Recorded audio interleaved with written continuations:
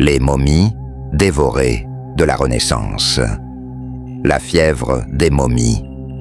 Et si votre médecin vous prescrivait un vin saupoudré de momies égyptiennes pour soigner votre migraine?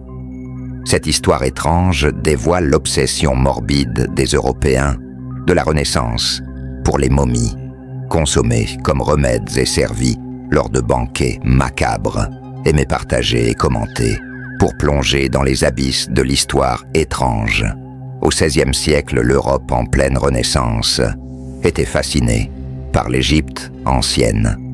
Les momies, loin d'être de simples reliques, devinrent des objets de prestige, des symboles de richesse et des remèdes miracles.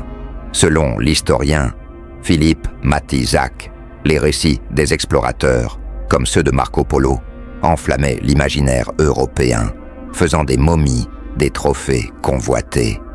Les nobles exposaient ces corps dans leurs salons, tandis que les apothicaires les vendaient comme des marchandises de luxe.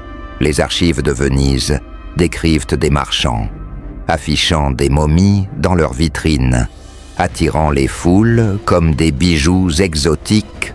Imaginez une rue de Paris où un corps millénaire trône à côté de soieries sous les regards émerveillés. Cette obsession reposait sur une erreur monumentale. Les textes médicaux arabes, comme ceux d'Ibn Sina, vantaient les vertus du bitume, appelé moumia, une substance noire, utilisée pour soigner blessures et infections. Les Européens, voyant les momies noires et brillantes, crurent qu'elles étaient imprégnées de ce bitume miraculeux. En réalité, comme l'explique l'égyptologue Salima Ikram, les Égyptiens utilisaient du natron et des résines, pas du bitume. Cette méprise, selon Roy Porter, transforma des corps sacrés en remèdes consommés par une élite avide d'immortalité. Les médecins formés dans des universités comme Salerne adoptèrent la théorie de la médecine sympathique. Un corps préservé pendant des millénaires pouvait transmettre sa longévité. Des figures comme Ambroise Paré, chirurgien du roi de France, prescrivaient de la poudre de momie pour tout migraine, fractures, épilepsie. Les archives montrent que François Ier consommait régulièrement de la moumia, convaincu qu'elle renforçait sa vigueur. Cette croyance, renforcée par l'autorité médicale, était incontestable. Les patients, riches ou pauvres, ingéraient ces poudres espérant des miracles, ignorant qu'ils dévoraient des restes humains. Le commerce des momies devint une industrie florissante. Les pilleurs de tombes égyptiens, payés par des marchands européens, vidèrent les nécropoles à un rythme effréné. Une chronique de 1560 rapporte des navires transportant des dizaines de momies vers Venise, souvent brisées, pour faciliter l'expédition. Ce commerce, selon Matizak, détruisit des milliers de tombes, effaçant des pans entiers de l'histoire égyptienne. Les momies vendues à prix d'or étaient un luxe réservé aux riches. Mais les apothicaires proposaient aussi des poudres bon marché, souvent mélangées à des restes douteux. Les nobles organisaient des soirées de déballage, où des momies étaient déroulées devant un public émerveillé, un verre de vin à la main. Ces événements décrits dans les journaux de l'époque étaient des spectacles sociaux, où l'on admirait la préservation des corps comme une prouesse divine. Pourtant, cette fascination avait un coût. Les analyses modernes, comme celle de l'anthropologue Nancy Shepherd Hughes, montrent que ce commerce profanait des corps sacrés, violant les croyances égyptiennes sur l'au-delà. Imaginez un noble riant en déroulant une momie, ignorant qu'il détruisait l'héritage d'une civilisation. Si cette fièvre morbide vous a choqué, attendez de découvrir comment les momies devinrent des plats de banquet. La prochaine étape de cette histoire, étrange, révèle une pratique encore plus glaçante. Les banquets macabres. Imaginez-vous à une table fastueuse où l'hôte sert un plat saupoudré de chair de momie, présenté comme un mets raffiné. Cette histoire étrange explore les banquets de la Renaissance, où les momies égyptiennes devenaient le clou du spectacle consommé par une élite avide de prestige, aimait partager et commenter pour dévoiler les secrets de l'histoire étrange. Au XVIIe siècle, les momies n'étaient plus seulement des remèdes, elles devinrent des délices pour les palais aristocratiques. Les archives de Paris, analysées par l'historien Philippe Matizac, décrivent des banquets où des plats étaient agrémentés de poudre de momie, servis comme une épice exotique. Ces festins réservés aux élites étaient des démonstrations de richesse et de sophistication. Une chronique de 1680 raconte un dîner à la cour de France, où des invités savouraient du pain mêlé, de momias arrosés, de vin infusé de restes humains. Les hôtes, selon Roy Porter, vantaient l'âge des momies, prétendument issus de pharaons, pour impressionner leurs convives. Imaginez une salle ornée de chandelles, où des nobles dégustent des fragments d'un corps millénaire, riant, comme s'il s'agissait d'un mets ordinaire. Ces banquets n'étaient pas de simples repas, ils étaient des spectacles sociaux. Les momies importées à grands frais étaient parfois déballées devant les invités, chaque couche de bandage révélant un fragment d'histoire transformé en divertissement. Les journaux de l'époque décrivent des invités applaudissant la préservation des corps, certains goûtant la poudre pour prouver leur audace. Selon l'anthropologue Nancy Shaper Hughes, ces pratiques reflétaient une désacralisation brutale des corps égyptiens, réduits à des objets de consommation. Les médecins jouaient un rôle clé. Des figures comme Ambroise Paré prescrivaient des parties spécifiques de momies pour des maux précis, la tête pour les migraines, le cœur pour les palpitations. Les apothicaires, prospérant grâce à ce commerce, proposaient des coupes de choix vendues à prix d'or. Une archive de Londres mentionne un apothicaire vendant de la mumia royale à un conte anglais, affirmant qu'elle provenait d'un prêtre égyptien. En réalité, comme l'explique l'égyptologue Salima Ikram, la plupart de ces momies étaient des corps ordinaires, voire des contrefaçons, fabriqués à partir de cadavres récents. Le commerce des momies atteignit des proportions effarantes.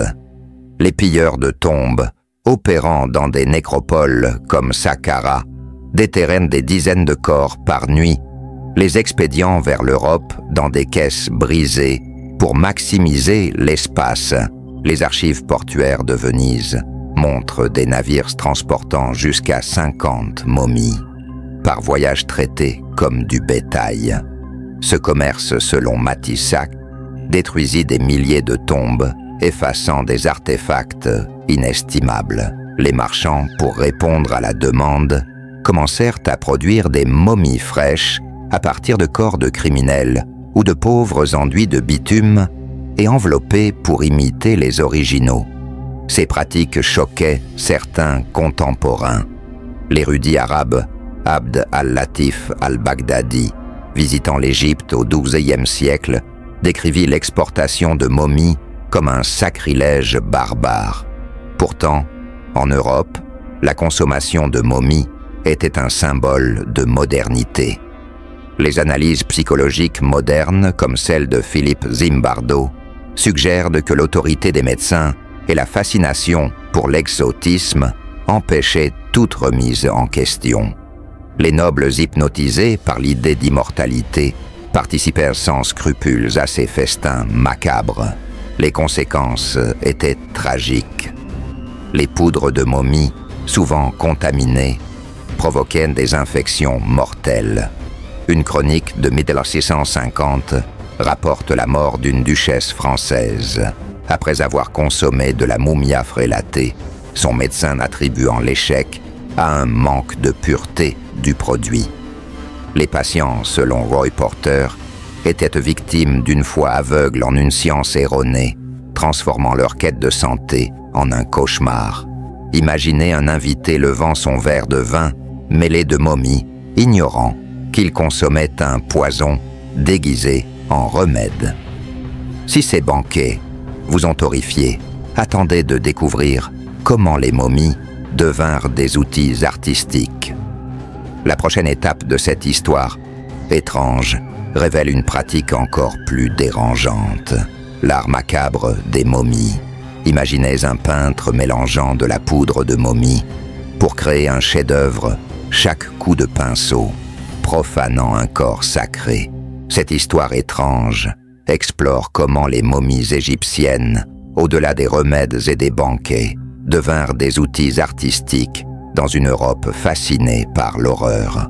Aimez partager et commenter pour dévoiler les secrets de l'histoire étrange.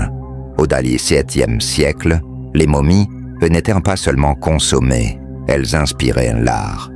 Une couleur appelée brun momie, fabriquée à partir de corps humains broyés, devint prisée des artistes européens.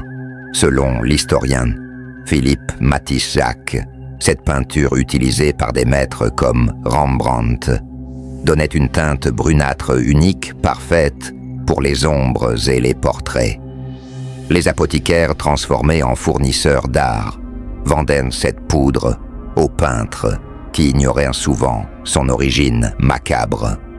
Une archive de 1660 décrit un atelier londonien où un peintre fier de son brun momie vantait sa texture, inconscient qu'il manipulait des restes humains. Imaginez une toile admirée dans une galerie dont chaque nuance provient d'une tombe profanée. Ces pratiques artistiques allaient au-delà de la peinture. Les nobles organisaient des soirées de peinture momie où des artistes créaient des portraits en direct utilisant ce pigment morbide. Ces événements décrits dans les journaux de l'époque étaient des démonstrations de richesse, les invités admirant l'exotisme du matériau. Certains sculpteurs incorporaient des fragments de momies dans leurs œuvres, croyant que cela conférait une aura mystique. Selon l'anthropologue Nancy Shepherd Hughes, ces pratiques reflétaient une désensibilisation à la sainteté des corps égyptiens réduits à des objets de création. Les médecins complices de ce commerce alimentaient le marché. Les manuels médicaux, comme ceux d'Ambroise Paré, mentionnaient la mumia non seulement comme remède, mais comme une substance sacrée aux propriétés universelles. Cette croyance renforcée par la théorie de la médecine sympathique suggérait que la longévité des momies pouvait inspirer l'immortalité artistique. Les apothicaires, selon les archives de Venise, broyaient des momies sur place, vendant la poudre à la fois aux médecins et aux artistes. Une chronique de 1670 rapporte un apothicaire parisien proposant des momies d'élite prétendument issues de prêtres égyptiens pour les ateliers d'art. Le commerce des momies atteignit un point critique. Les pilleurs de tombes, incapables de suivre la demande, se tournèrent vers des contrefaçons. Les guamos, les corps récents souvent de criminels exécutés, étaient momifiés artificiellement avec du bitume et des épices. Selon l'égyptologue Salima Ikram, jusqu'à 70% des momies vendues au XVIIe siècle étaient de faux, un scandale que les marchands cachaient soigneusement. Ces contrefaçons expédiées vers l'Europe étaient broyées sans distinction, alimentant à la fois la médecine et l'art. Les analyses modernes, comme celle de Roy Porter, montrent que ces poudres, souvent contaminées, causaient des infections, rendant leur utilisation doublement tragique. Les artistes fascinés par l'exotisme ignoraient souvent la vérité. Une lettre de 1680, découverte dans les archives de Florence, décrit un peintre horrifié en apprenant que son brun momie provenait de corps humains, jurant de ne plus jamais l'utiliser. Pourtant, la mode persista, les galeries européennes regorgeant de toiles peintes avec ce pigment macabre. Selon Matisjac, des milliers de momies furent détruites pour produire cette peinture effaçant des trésors archéologiques irremplaçables. Les soirées artistiques comme les banquets étaient des spectacles sociaux. Les nobles, selon les récits, discutèrent des mérites du brun momie comme d'un vin fin, vantant son authenticité. Cette fascination, analysée par Philippe Zimbardo, reflète une soumission à l'autorité culturelle où l'exotisme égyptien éclipsait toute moralité. Les artistes, souvent pauvres, n'avaient d'autre choix que d'utiliser les matériaux fournis, devenant complices involontaires de ce sacrilège.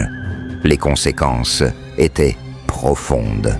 Les tombes égyptiennes, pillées sans relâche, perdirent des artefacts précieux.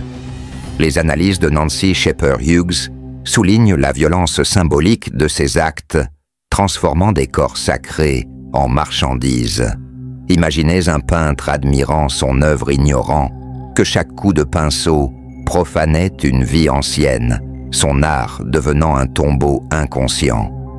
Si cet art macabre vous a troublé, attendez de découvrir les contrefaçons qui inondèrent le marché. La prochaine étape de cette histoire étrange révèle un scandale encore plus choquant. Les momies falsifiées. Et si la momie que vous consommiez était en réalité le corps d'un criminel fraîchement exécuté? Cette histoire étrange plonge dans le scandale des momies contrefaites, où la soif européenne pour ces reliques engendra un commerce frauduleux et macabre. Aimez partager et commenter pour dévoiler les secrets de l'histoire étrange. Au XVIIe siècle, la demande pour les momies égyptiennes dépassait largement l'offre. Les nécropoles pillées sans relâche s'épuisaient. Selon l'égyptologue Salima Ikram, les marchands confrontés à une pénurie se tournèrent vers une solution glaçante fabriquée de fausses momies. Les corps de criminels, exécutés de pauvres ou de patients décédés dans les hôpitaux, étaient enduits de bitume enveloppé de bandelettes et vendus comme des originaux. Les archives portuaires de Venise, analysées par Philippe Matizac, montrent des cargaisons de momies, expédiées en masse, souvent sans distinction entre vrai et faux. Imaginez un marchand préparant un cadavre récent. Pour le vendre comme un artefact millénaire, son profit éclipsant toute moralité.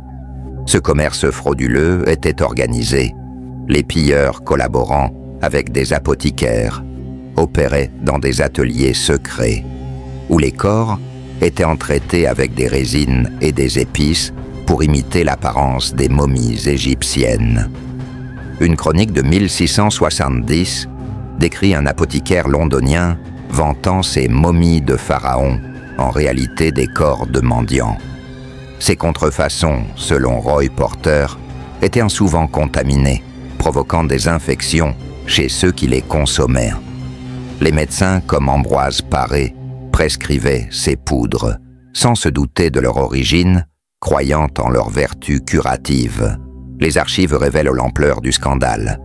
En 1650, un marchand vénitien fut arrêté pour avoir vendu des momies fabriquées à partir de corps volés dans un hospice. Pourtant, le commerce continua alimenté par la cupidité et la fascination européenne. Les analyses modernes, comme celle de Nancy Shepherd Hughes, montrent que ce marché exploitait les plus vulnérables, pauvres criminels, malades, transformant leur corps en marchandises. Les nobles, ignorant la vérité, consommaient ces poudres, pensant absorber l'essence des pharaons.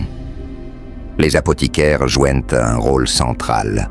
Certains installèrent des stations de broyage dans leurs boutiques, où les clients pouvaient choisir une momie et la faire réduire en poudre sur place. Une archive de Paris mentionne un apothicaire proposant des momies de prêtres à un prix exorbitant, garantissant leur authenticité. En réalité, selon Ikram, jusqu'à 70% des momies vendues au XIXe siècle étaient des faux, un secret bien gardé par les marchands. Ces contrefaçons souvent mal préparées, étaient porteuses de maladies rendant leur usage médical doublement dangereux. Les réactions étaient rares mais marquantes. Une lettre de 1680 découverte à Florence décrit un médecin horrifié en apprenant que sa mumia provenait d'un criminel exécuté jurant de cesser cette pratique. Pourtant, la majorité des Européens hypnotisés par l'exotisme continuaient. Les analyses psychologiques de Philippe Zimbardo suggèrent que l'autorité des apothicaires et des médecins, renforcés par la mode de l'époque, étouffaient tout doute. Les patients, selon Roy Porter, étaient victimes d'une illusion collective, croyant en des remèdes qui étaient souvent des poisons. Ce scandale avait des conséquences profondes. Les tombes égyptiennes, vidées de leurs trésors, perdirent des artefacts irremplaçables. Les faux consommés sans distinction propagèrent des infections, tuant des patients qui cherchaient la guérison. Une chronique de 1660 rapporte la mort d'un noble anglais après avoir ingéré de la mumia frelatée, son médecin attribuant l'échec à un mauvais alignement planétaire. Imaginez un patient, espérant la santé, avalant la chair d'un inconnu, transformé en relique par la cupidité. Ce commerce frauduleux révèle une Europe aveuglée par son propre mythe. Les médecins, formés dans des institutions prestigieuses, croyaient en la science de leur temps, ignorant qu'ils propageaient une supercherie. Les analyses modernes montrent que ce commerce, loin d'être anodin, était une violation des corps et des cultures, un sacrilège motivé par l'ignorance et l'avidité. Si ce scandale vous a choqué, attendez de découvrir pourquoi cette pratique s'effondra enfin. La prochaine étape de cette histoire étrange révèle une prise de conscience tardive mais révolutionnaire. La fin d'un cauchemar. Comment une mode aussi macabre que manger des momies a-t-elle enfin disparu? Cette histoire étrange explore les raisons qui mirent fin à l'obsession européenne pour les momies, révélant une prise de conscience tardive mais transformative. Aimez, partager et commenter pour dévoiler les secrets de l'histoire étrange. Au XVIIIe siècle, l'engouement pour les momies commença à s'essouffler, non par une soudaine illumination morale, mais par une série de révélations troublantes. Selon l'historien Roy Porter, le premier coup vint des pilleurs de tombes eux-mêmes. En 1720, certains avouèrent que la majorité des momies vendues étaient des contrefaçons fabriquées à partir de corps récents. Cette confession rapportée dans les archives de Venise brisa l'aura mystique des momies. Les nobles horrifiés d'avoir consommé des criminels ou des pauvres au lieu de pharaons commencèrent à douter. Imaginez un aristocrate apprenant que son précieux remède était un vulgaire cadavre, son prestige terni par la fraude. L'émergence de la pensée scientifique joua un rôle clé. Les médecins, comme William Harvey, dont les travaux sur la circulation sanguine révolutionnèrent la médecine, commencèrent à tester l'efficacité des remèdes. Selon David Wootton, ces expériences montrèrent que la mumia n'avait aucun effet curatif, hormis un possible effet placebo. Les manuels médicaux, autrefois remplis de recettes, à base de momies, furent révisés. Une chronique de 1750 décrit un médecin parisien abandonnant la mumia après des tests infructueux, qualifiant la pratique de supercherie médiévale. L'intérêt croissant pour l'histoire égyptienne accéléra le déclin. Les savants, comme Jean-François Champollion, déchiffrant les hiéroglyphes dans les années 1820, révélèrent que les momies étaient des personnes avec des noms, des histoires et des croyances sur l'au-delà. Selon l'égyptologue Salima Ikram, cette découverte transforma les perceptions européennes. Les momies cessèrent d'être des objets exotiques pour devenir des vestiges humains. Les musées, comme le Louvre, commencèrent à préserver les momies au lieu de les détruire, marquant un tournant éthique. Une archive de 1810 ans montre un noble anglais léguant sa collection de momies à un musée refusant de les consommer davantage. Pourtant, le changement fut lent. Les apothicaires prospérant grâce à ce commerce résistèrent. Les archives de Londres mentionnent des boutiques vendant encore de la mumia jusqu'au milieu du XVIIIe siècle, malgré les doutes croissants.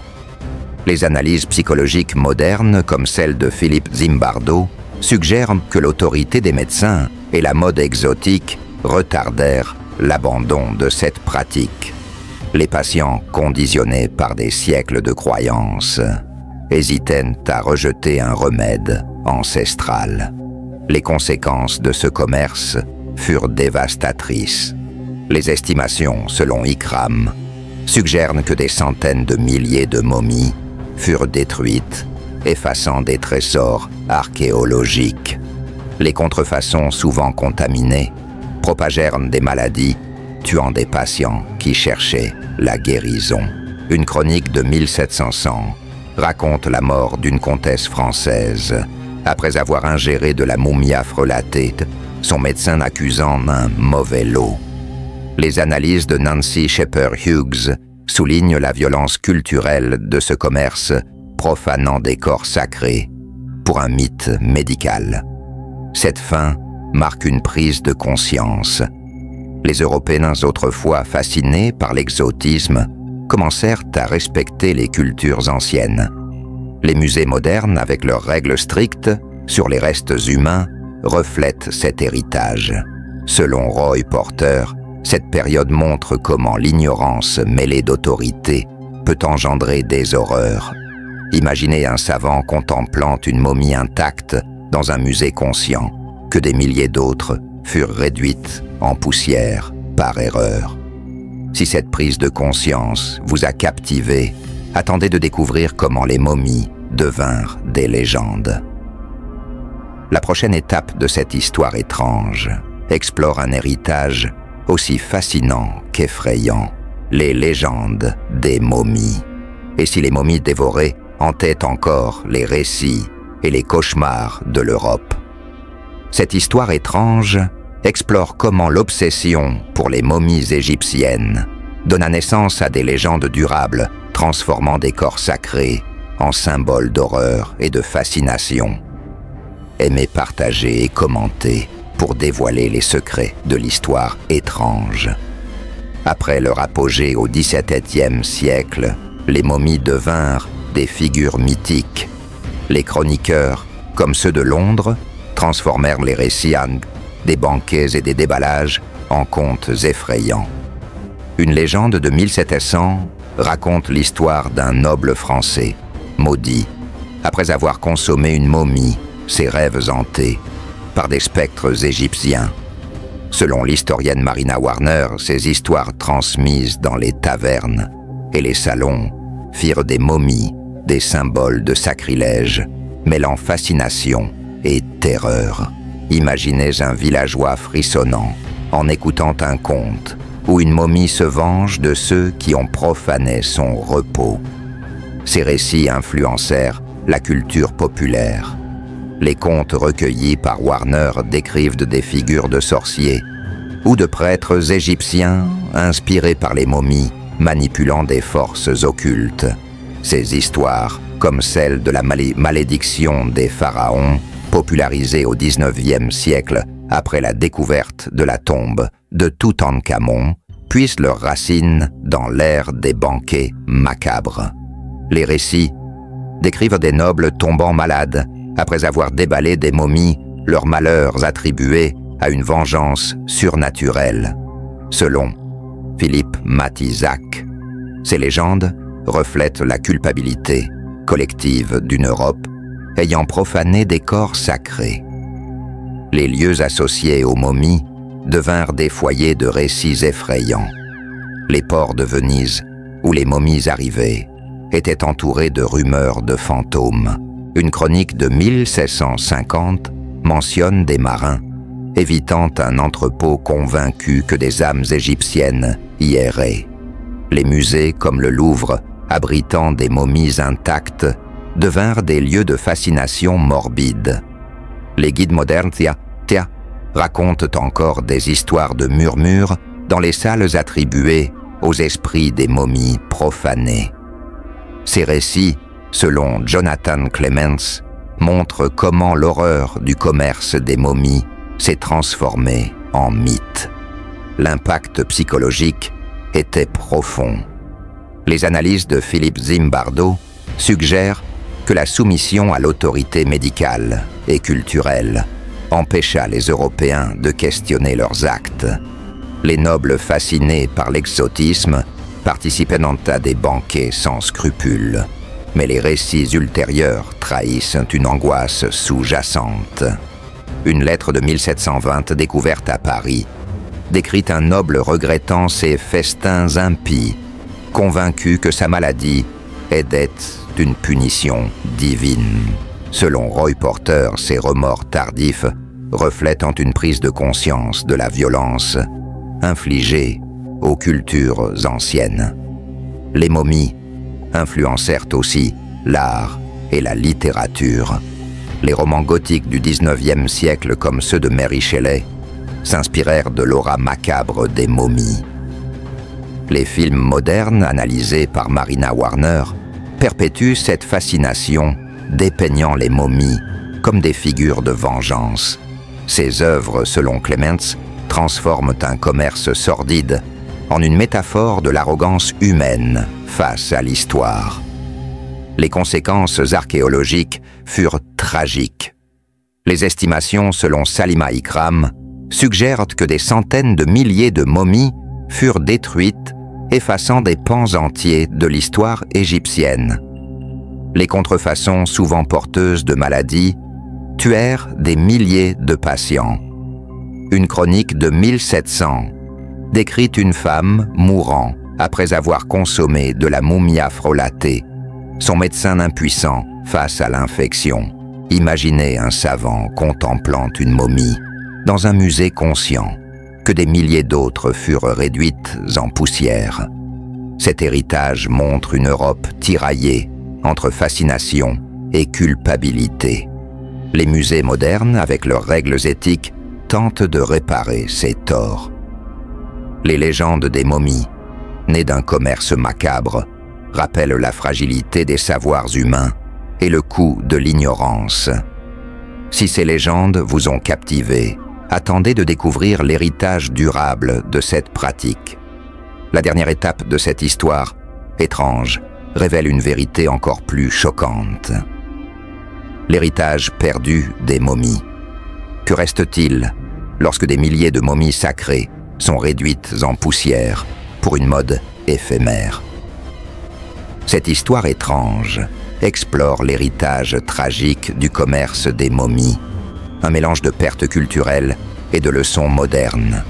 Aimez partager et commenter pour dévoiler les secrets de l'histoire étrange. Le commerce des momies, florissant du XIIe au XVIIIe siècle, laissa un vide archéologique immense.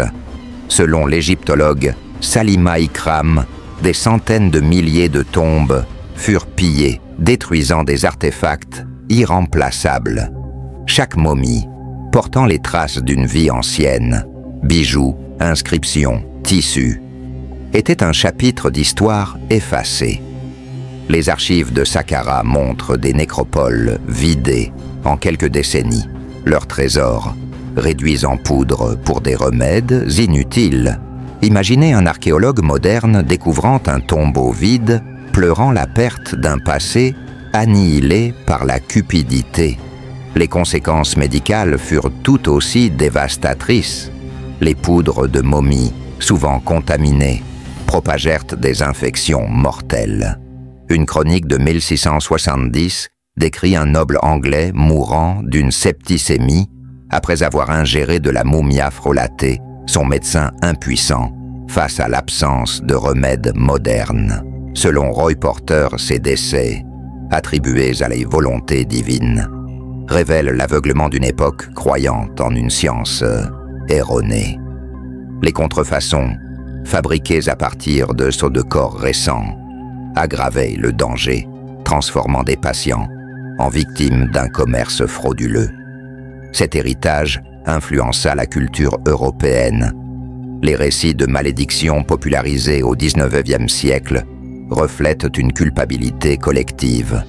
Selon Marina Warner, les contes de momies vengeresses, comme ceux entourant la tombe de Toutankhamon, traduisent l'angoisse d'avoir profané des corps sacrés. Les romans gothiques et les films d'horreur modernes, analysés par Jonathan Clements, perpétuent cet héritage, transformant les momies en symboles de justice divine. Une légende de 1750 raconte un noble français hanté par des visions après un banquet de momies, convaincu d'être maudit. Les analyses psychologiques modernes, comme celle de Philippe Zimbardo, montrent que l'autorité des médecins et des apothicaires, renforcée par la fascination pour l'exotisme, empêcha toute remise en question.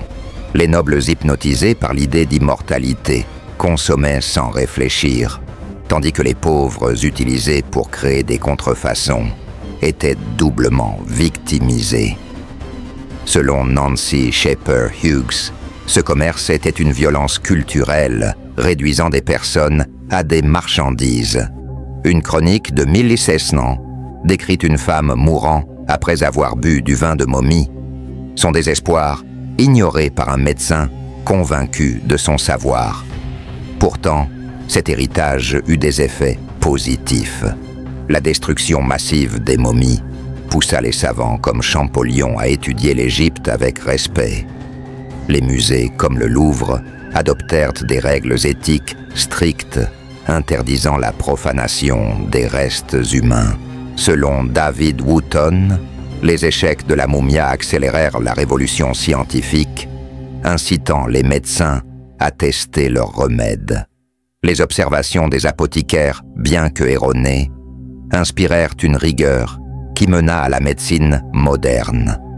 Les victimes, égyptiennes et européennes, restent les ombres de cette histoire. Les archives mentionnent des milliers de morts, des nobles empoisonnés aux pauvres, transformés en faux. Une lettre de 1680, découverte à Venise, décrit un apothicaire regrettant son rôle dans ce commerce conscient d'avoir vendu des illusions. Imaginez un savant contemplant une momie, préservée sachant que des millions d'autres furent perdus pour une croyance absurde. Cette tragédie montre la fragilité des savoirs humains. Les Européens, croyant en leur science, détruisirent une civilisation par ignorance. Cet héritage, selon Roy Porter, nous enseigne l'humilité face à l'histoire et à la science. Si cet héritage vous a troublé, attendez le final, où une vérité choquante éclate. La dernière étape de cette histoire, étrange, révèle l'impact durable de ce cauchemar. La vérité cachée. Et si l'horreur de manger des momies révélait une vérité universelle sur l'humanité? Cette histoire étrange conclut avec une révélation choquante. L'obsession des momies n'était pas qu'une mode, mais un miroir de notre arrogance face à l'histoire. Aimez partager et commenter pour dévoiler les secrets de l'histoire étrange. Le commerce des momies, au XVIIIe siècle, fut plus qu'une aberration médicale. Il fut une violation de l'histoire humaine. Selon l'égyptologue Salima Ikram, des centaines de milliers de tombes furent pillées leurs occupants, réduits en poussière pour une croyance erronée. Chaque momie détruite était une personne, un prêtre, une mère, un artisan, avec une histoire effacée par l'avidité européenne. Une chronique de 1600, découverte à Londres, décrit un marchand pleurant en secret la profanation des tombes, conscient d'avoir vendu des âmes pour du profit. Imaginez un archéologue tenant un fragment de bandage, réalisant qu'il est tout ce qui reste d'une vie millénaire. Les conséquences médicales furent tragiques. Les poudres de momies, souvent contaminées, tuèrent des milliers de patients. Une archive de Paris rapporte la mort d'une duchesse, en 1680, empoisonnée par une momia frelatée, son médecin impuissant face à l'infection. Selon Roy Porter, ces décès révèlent une foi aveugle en une science défaillante, amplifiée par l'autorité des apothicaires. Les contrefaçons fabriquées à partir de corps de pauvres ou de criminels, ajoutant une couche de cruauté, exploitant les plus vulnérables pour satisfaire les riches. Les légendes, nées de ce commerce, perdurent. Les récits de malédiction popularisés au XIXe siècle reflètent une culpabilité enfouie. Selon Marina Warner, les histoires de momies vengeresses, comme celles entourant Toutankhamon, traduisent l'angoisse d'avoir violé des corps sacrés. Les films et romans modernes analysés par Jonathan Clements perpétuent ce mythe, transformant les momies en symboles de justice. Une légende de 1750 raconte un noble hanté par des visions après un banquet convaincu d'être maudit par un pharaon. Les analyses psychologiques, comme celle de Philippe Zimbardo, montrent que l'autorité médicale et culturelle étouffa tout doute. Les nobles fascinés par l'exotisme consommaient sans réfléchir, tandis que les pauvres, transformés en contrefaçons, étaient oubliés. Selon Nancy Shepherd Hughes, ce commerce était une violence symbolique, réduisant des personnes à des objets. Une lettre de 1720 trouvée à Florence décrit un médecin regrettant ses prescriptions, conscient d'avoir propagé une illusion mortelle. Cet héritage eut des effets paradoxaux. Les destructions massives inspirèrent un respect tardif pour l'Égypte. Les savants comme Champollion, déchiffrant les hiéroglyphes, révélèrent l'humanité des momies. Les musées adoptant des règles éthiques préservent désormais ces restes. Selon David Wotton, les échecs de la moumia accélérèrent la science moderne, incitant à tester les remèdes. Les observations des apothicaires, bien que fausses, posèrent les bases d'une rigueur scientifique. Cette histoire montre l'arrogance humaine face à l'inconnu. Les Européens, croyant en leur supériorité, détruisirent une civilisation par ignorance. Cette histoire étrange nous enseigne l'humilité. Ce que nous tenons pour vrai peut être une illusion. Si ce cauchemar vous a secoué, partagez-le pour révéler ces vérités oubliées. Aimez, commentez et dites-nous ce qui vous a choqué le plus. Suivez pour découvrir d'autres récits troublants.